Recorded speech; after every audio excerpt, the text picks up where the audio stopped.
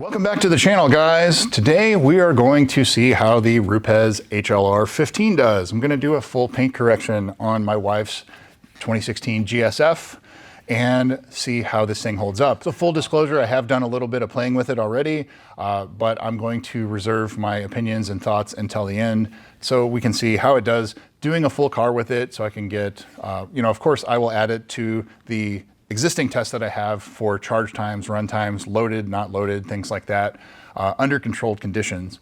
But we'll see how this does, see how much cutting power it has and how it does. So without further ado, let's go ahead and jump into it. As always, shine supply throttle and some detailing clay. Make sure we clay everything down, dry it off.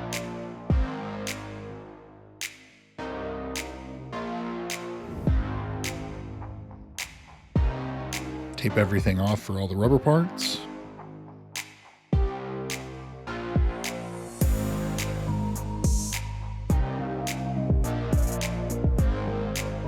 Blow everything off with our tornador. And to use it to blow out the pads, using IGL yellow cutting pads 5-inch and Shine Supply Chop Top Compound Diminishing Abrasive, and also going to be using some Eurofiber cutting microfiber pads as well.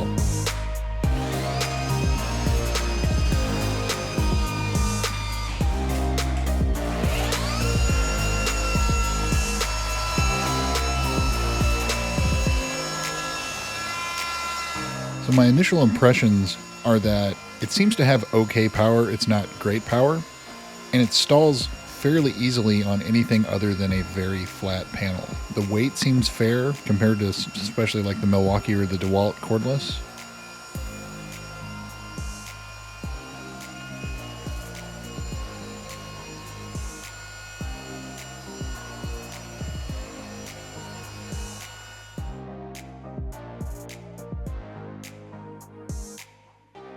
And I would say we're doing some heavy cutting here. So this car that I bought, we're only doing the doors back on this car because it's the paint protection film. We're going to replace that. But this car has been through many automated car washes.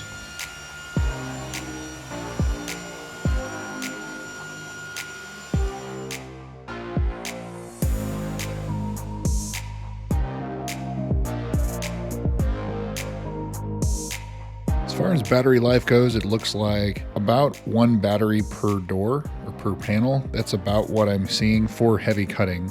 Now, if you're just going to do finishing polishing, I would expect that to last significantly longer.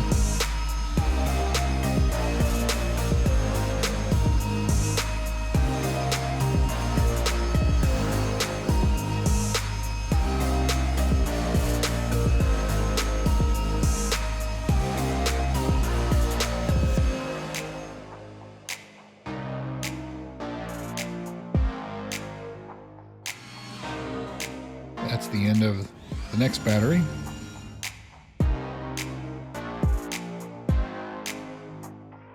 So one of the things that I've noticed regarding charging is that it has a thermal protection circuit where it's not going to charge a hot battery. So you have another one ready to go, but when I was ready to replace the battery again, it had not even charged the other one yet. So I'm sitting around waiting. So I went over to my corded Bauer $80 polisher for a few panels while I wait for the batteries to charge, because I literally could not use the machine at this point.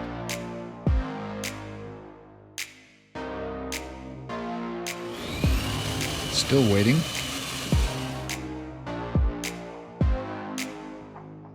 So in a professional environment where time is money, I don't see where this RUPES polisher would make sense unless you have multiple of them.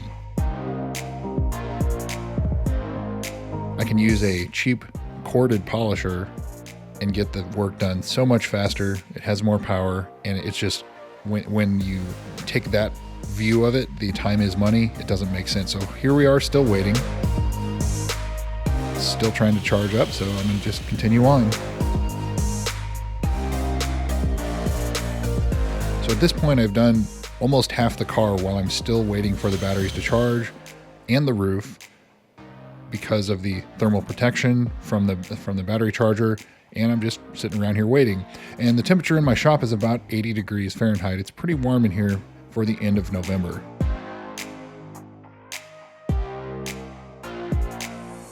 I'm going to use Sonac's Perfect Finish for the final finish on everything.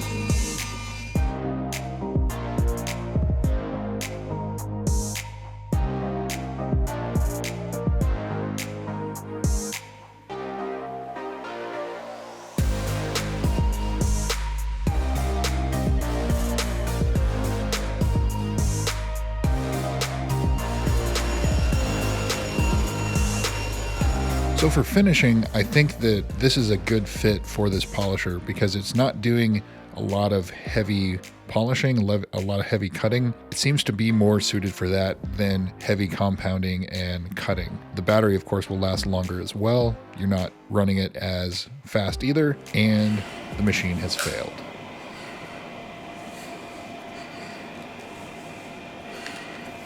Quit working on me. It just kind of clicks, makes a noise like it's trying to start. Full charged battery. I don't know what is going on here, but it definitely looks like something is wrong. I've tried rotating the head, see if maybe it's stuck or something, but something has failed here. Different speeds.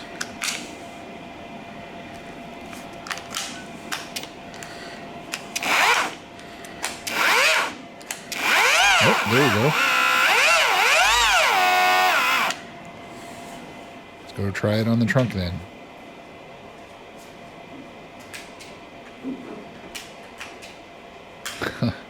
Well, don't know what's going on, but I think it's safe to say something has failed here.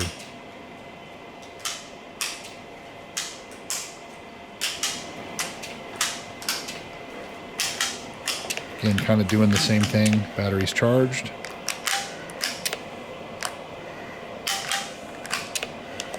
Don't think it's the trigger. So let's finish the correction with the $80 Harbor Freight polisher. I'm still trying to get that to die, and it still won't die.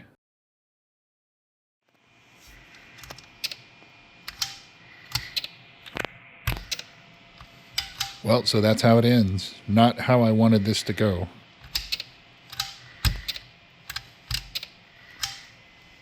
Well, we got the correction finished, but obviously you can see something has failed in the RUPES polisher, and I'm going to have to send it in because I can't get it working in. I've tried rotating the assembly, different batteries, tried charging the batteries, nothing is getting it working. So, you know, not a great look for RUPES, but this polisher, I've had it sitting in the shop for a year and a half or so, but it's been used like twice prior and just for like a couple panels. So it's not heavy use, it's not regular use, and I don't think that would have caused anything just sitting here, but using it for about 45 minutes and it has now failed. So we'll pick this one up later. You know, I'll continue on with this review and I'll add it to the list of the other polishers. Sorry, I'm sweating. It's hot in here, even though it's here in November. I have the AC that I turned on. I just forgot to turn it on today. And so it's pretty warm in here in the shop in Texas. But anyway, so I guess stay tuned for future videos concerning this polisher because I did not expect it to fail. And so anyway, that's all I've got for you guys. Thanks again for watching. Make sure you're subscribed, thumbs up, and of course, comment down below, help out the algorithm. Thanks again for watching, and we'll see you soon.